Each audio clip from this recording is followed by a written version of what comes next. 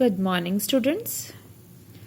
I hope you all are well and following the COVID precautions. Eat healthy, do some exercise, and stay at home. Now, in the previous video, I told you about the first step, that is shearing. And shearing is the removal of the upper layer of the skin with hair. Okay. Now, the second thing which I will let you know in this video is scouring.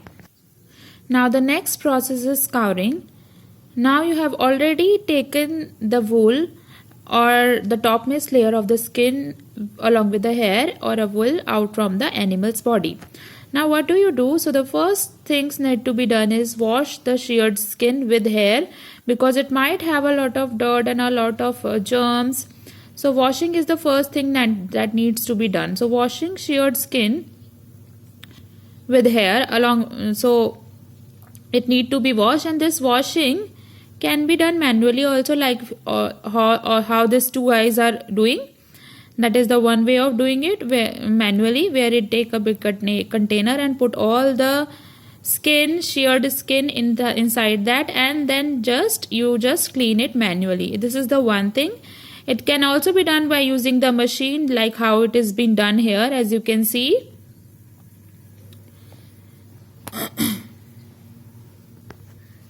So, in manually you need more time. So, here it has been a big factory have a machine which can do this job of scouring. So, this process remove all the dirt, dust and grease from the wool. The third step is sorting. After that, hair of different type and texture are sorted out.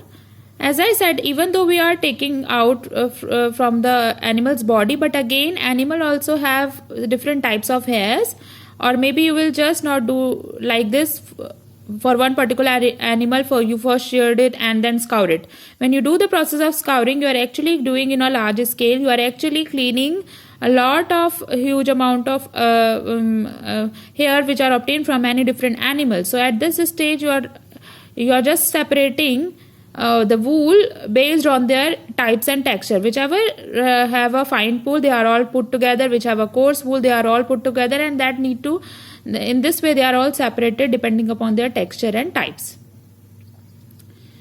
So,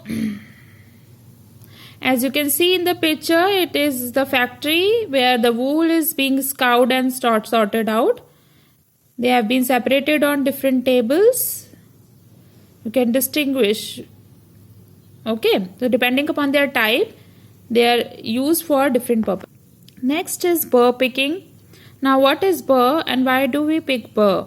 Now, first let's try to understand what are burrs. Burrs are small fluffy fibers.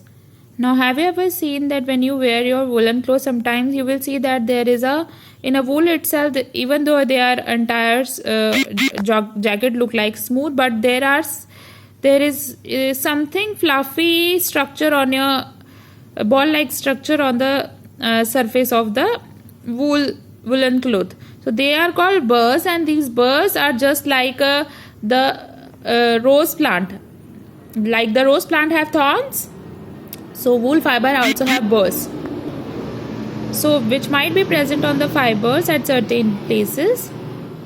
So this is how the burrs look like. It is like a magnified image of a burrs. They are just bubble kind of structure on the wool itself.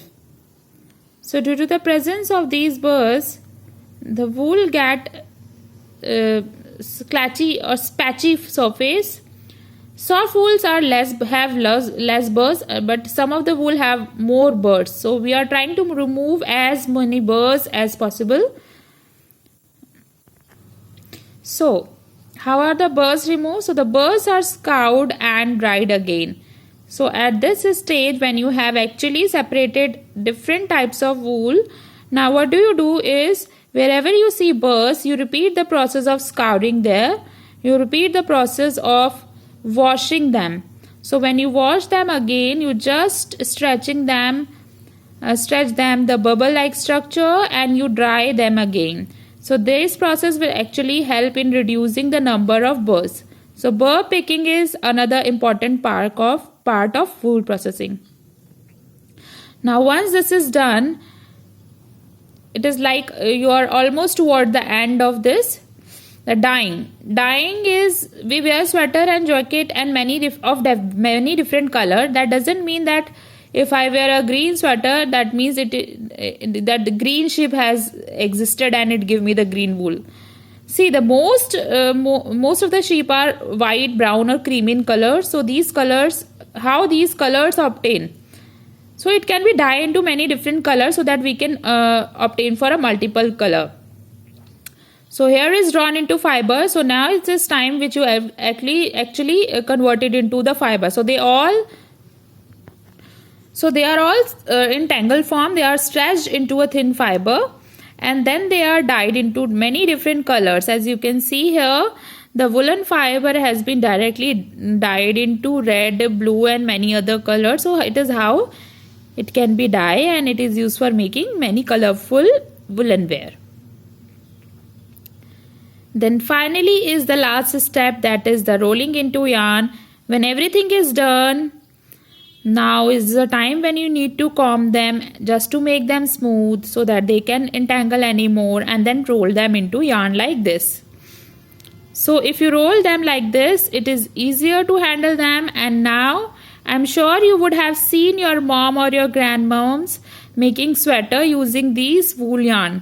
So they purchase this wool yarn and it become very easy for them to handle. So you can see here, wool fibers after dyeing, they also need to be dried so that the color that stick to them, you see red, brown, blue and so on. So these are the woolen fibers and they will be rolled to form yarn like this.